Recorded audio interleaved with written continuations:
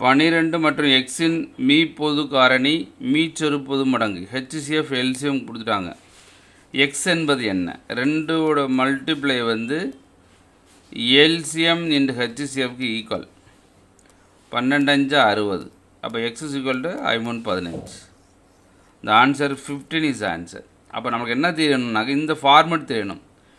Multiply of two numbers equal to multiply of LCM into HCF.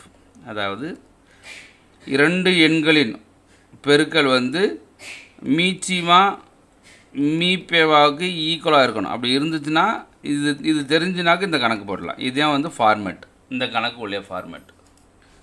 அதாவது 2012ஆம் ஆண்டில் D துறையிலிருந்து நேர்முக தேர்வுக்கு வந்த மாணவர்கள் எண்ணிக்கையானது அதே ஆண்டில் அனைத்து துறையிலிருந்தும் நேர்முக தேர்வுக்கு வந்த மொத்த மாணவர்களின் தோராயமாக எத்தனை சதவீதம் அப்படின்னு கேட்குறாங்க.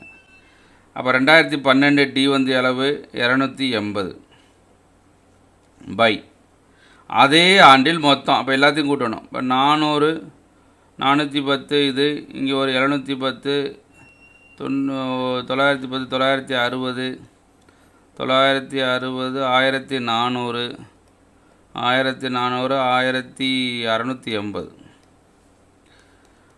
இன்ட்டு 100 அப்ராக்சிமேட்லி அடிச்சு கொடுத்தீங்கன்னா 16.66%. This is answer. ஸோ